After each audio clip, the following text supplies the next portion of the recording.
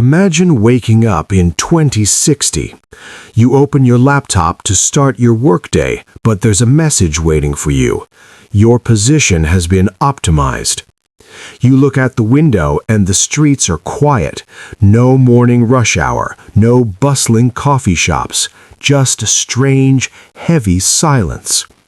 This is important because, like many of you, I feel both excited and uneasy about how quickly AI is reshaping the way we work.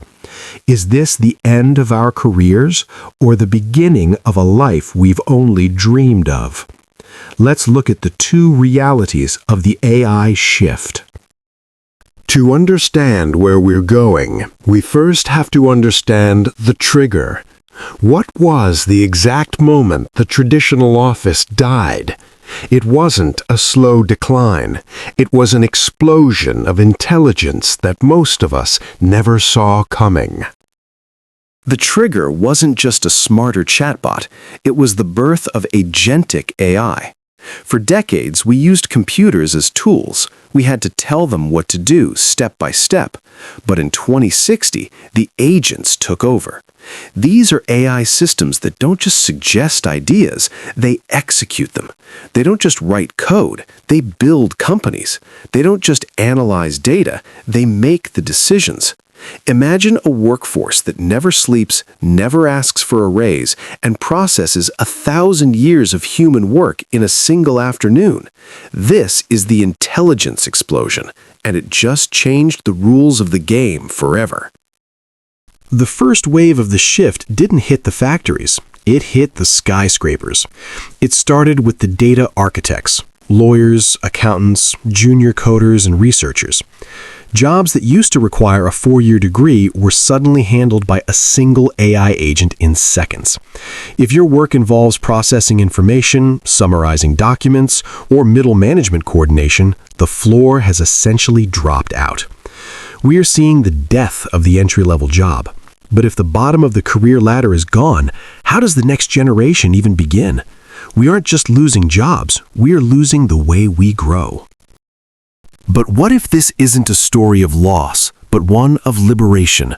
For the first time in human history, the cost of creation has dropped to zero.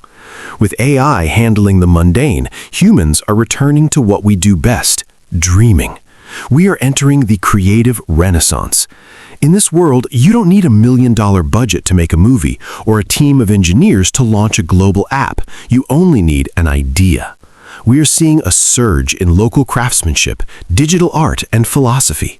When you take away the 40-hour workweek, you're left with something we haven't seen in centuries, true human leisure. But is society ready to define itself by what we create rather than what we do for a paycheck? If the machines are doing the work, who gets the profit? This is where the old world economy breaks. When jobs disappear, the tax system collapses, forcing governments into a radical experiment, universal basic income.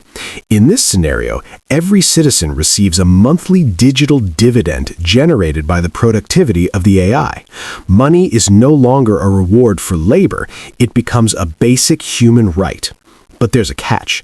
If everyone has the same basic income, the new currency isn't dollars, it's attention and influence. In a world where survival is guaranteed, the only thing left to compete for is status. Are we heading toward a paradise of equality or a digital caste system? But there is a darker shadow in this new world. If intelligence is the most valuable resource on Earth, who owns the mine? Right now, the power of the AI shift is concentrated in the hands of a few trillion-dollar companies. We are witnessing the largest wealth gap in human history. While the world celebrates free time, a small group of people owns the algorithms that run our lives, our food supply, and our information. In this reality, we haven't been liberated, we've been sidelined. We are no longer the drivers of civilization, we are just the passengers. And the passengers don't get to choose where the car is going.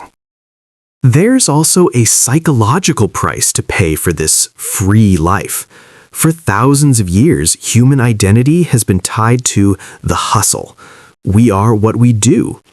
When the struggle for survival is removed by a machine, many people fall into the great disconnect. Without a job to go to or a skill to master, we face a crisis of purpose. We see two paths emerging. One group uses their time to master philosophy, art, and sport. The other falls into a digital haze, lost in hyper-realistic simulations and AI-generated entertainment. If the machine provides everything we need, do we lose the very thing that makes us human? In this new world, the old education system, designed to create efficient workers, becomes a relic of the past. Why spend 20 years learning a skill that an AI agent can master in 20 milliseconds? We are seeing the great pivot in learning. Education is no longer about memorization or marketability. It's about curiosity. Schools in 2060 look more like ancient Greek academies. Children focus on philosophy, emotional intelligence, and complex problem solving. They aren't learning how to do a job, they're learning how to be human. But without the pressure of a career, will we find the drive to keep learning, or will we stop trying altogether? So, is this the end of our careers or the beginning of our lives? The answer doesn't lie in the technology. It lies in our choice. We're standing at the most significant crossroads in human history. We can choose to be the optimized, passive passengers in a world run by machines, or we can be the architects, using this unprecedented power to solve the problems that have plagued us for centuries: poverty, disease, and the lack of time. The AI shift is coming whether we are ready or not.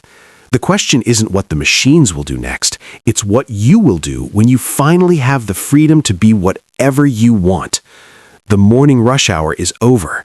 Now the real work begins.